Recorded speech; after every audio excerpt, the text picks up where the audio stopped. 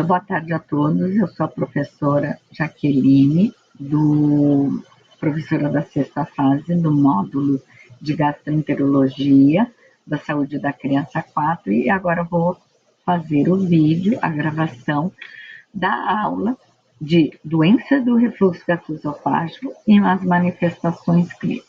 Então, vamos lá.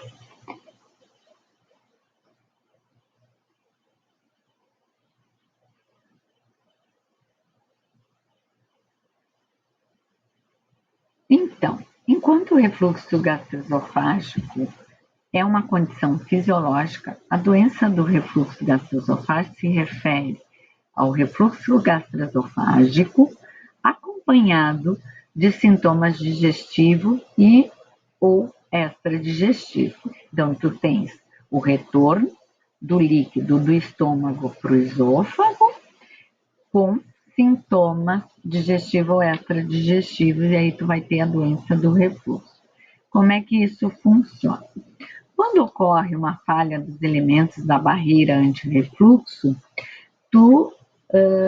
a pessoa ela vai ter, então, o refluxo gastroesofágico e provavelmente, conforme a intensidade, a doença do refluxo gastroesofágico.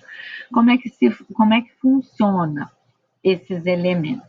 Nós temos o ligamento freno-esofágico, que fixa a extremidade distal do esôfago, ancorando e impedindo a ascensão do esfíncter esofágico inferior para a região torácica. O esôfago abdominal apresenta poucos milímetros de comprimento ao nascimento e atinge em poucos anos 3 a 6 centímetros. O pilar direito do diafragma, com a sua contração durante a inspiração, tosse e esforço, faz com que comprime o esôfago e diminui a sua luz. O ângulo de His também é importante porque a sua angulação formada entre o esôfago abdominal e o fundo gástrico é menos agudo no recém-nascido do que no adulto, o que favorece o refluxo gastroesofágico. Na medida que o lactente vai crescendo, o RRM, ele já começa a ter as medidas anti-refluxo.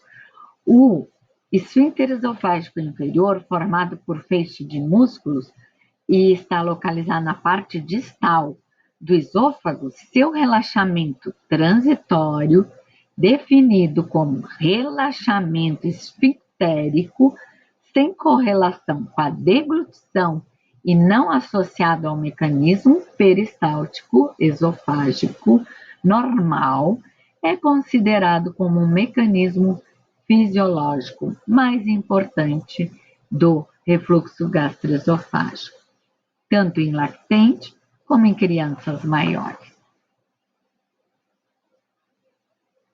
A etiopatogenia da doença do refluxo gastroesofágico é multifatorial e envolve vários mecanismos intrínsecos ou não, que favorecem o relaxamento transitório do esfíncter esofágico inferior, como vocês vão ver aí na figura abaixo.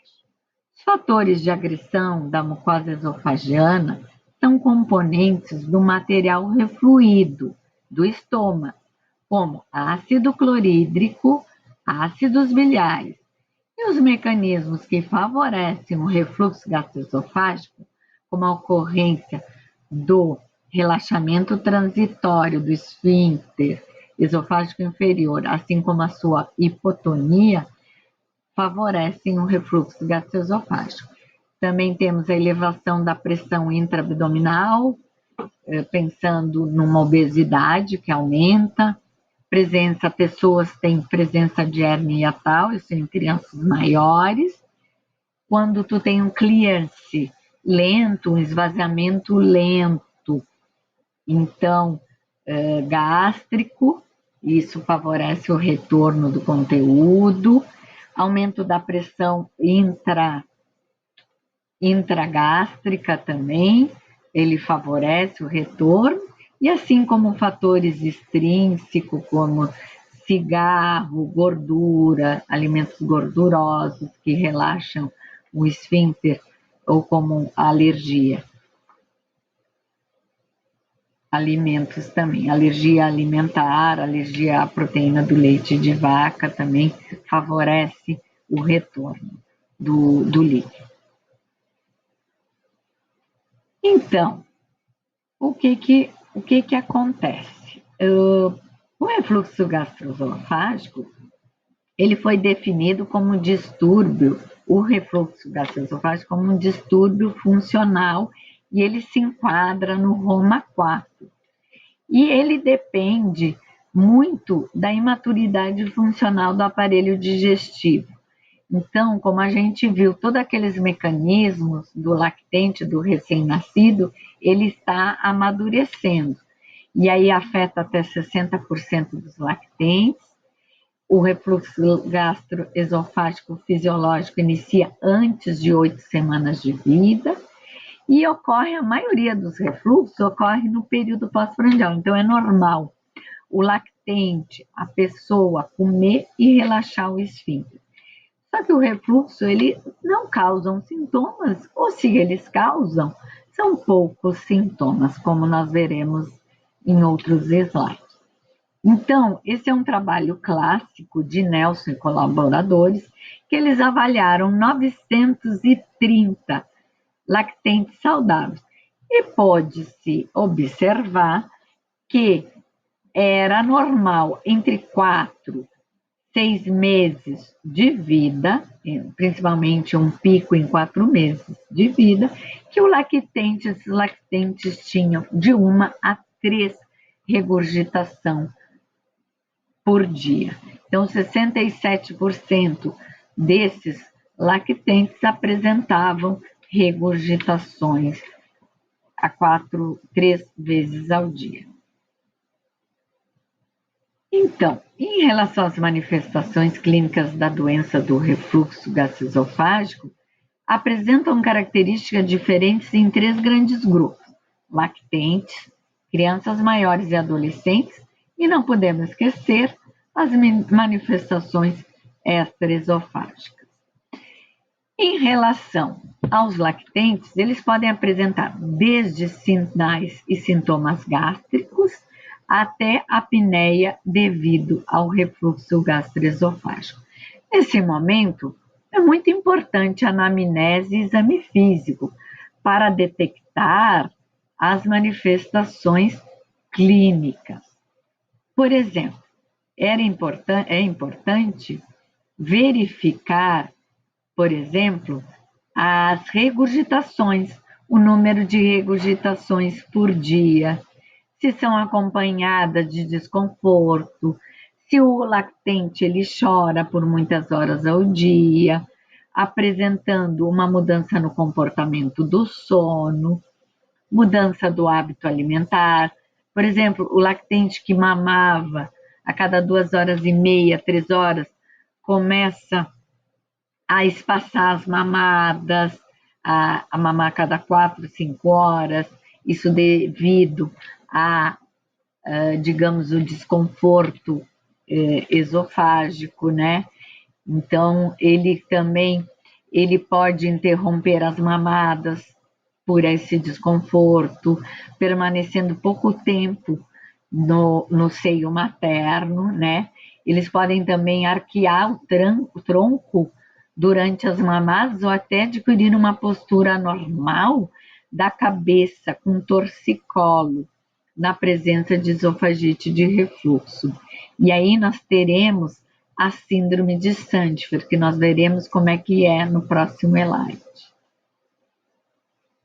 Então, dependendo da intensidade destes sintomas, nós teremos a doença do refluxo gastroesofágico, com consequente desaceleração do ganho ponderal, verificada nas curvas de crescimento. Então, é normal o lactente regurgitar, ele tem alguns períodos de choro, algum desconforto nas mamadas, mas se esses sinais, esses sintomas, eles forem bastante exacerbados, o lactente estiver perdendo peso, nós temos que pensar na doença do refluxo.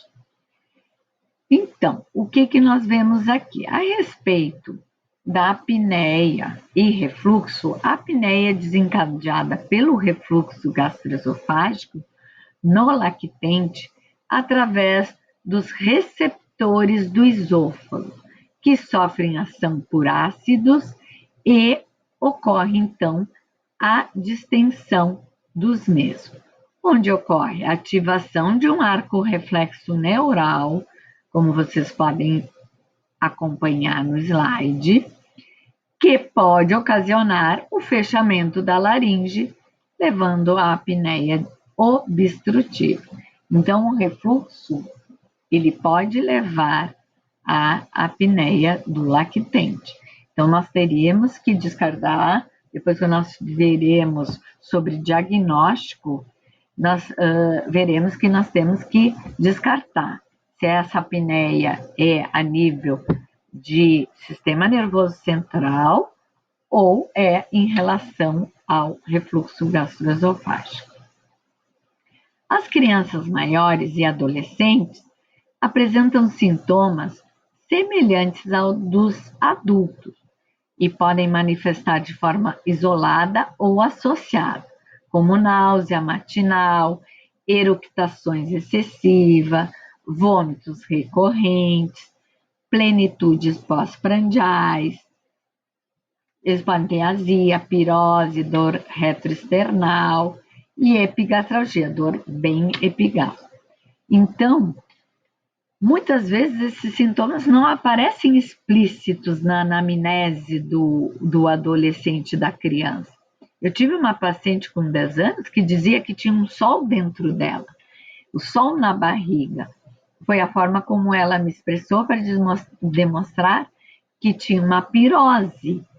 Tinha um paciente que dizia que tinha uma aguinha dançando no peito dele, o que dava um gosto ruim.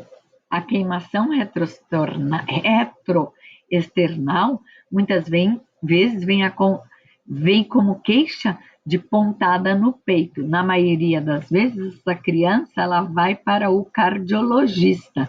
E aí o cardiologista descarta problemas cardíacos, e aí essa criança ela é encaminhada para o gastro, e muitas vezes essa criança ela tem uma esofagite, uma doença do refluxo. As manifestações clínicas extraesofágicas da doença do refluxo gastroesofágico se dividem em pulmonares, otorrinolaringológicas e outras referentes à cavidade oral. Nos próximos diapositivos, iremos estudar cada uma delas.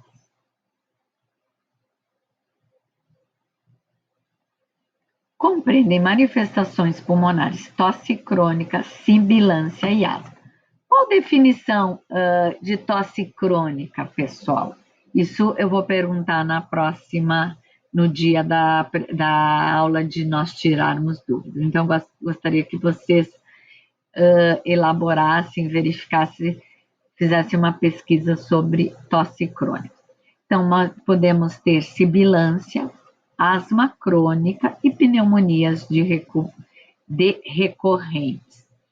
Então, estes sinais e sintomas pulmonares vão ser atribuídos à doença do refluxo gastroesofágico após um acompanhamento destes pacientes com um pneumologista e o alergista pediátrico. Esses pacientes devem realizar, então, um tratamento com estes profissionais.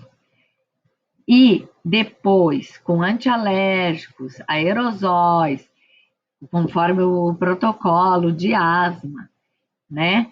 Então, e aí, se eles não melhorarem, aí nós deveremos fazer uma investigação. Em relação às pneumonias recorrentes, geralmente estão associados com sintomas respiratórios sem febre, isso pelo mecanismo de microaspiração, que nós veremos, então, depois essas manifestações na próxima gravação. Então, eu gostaria de concluir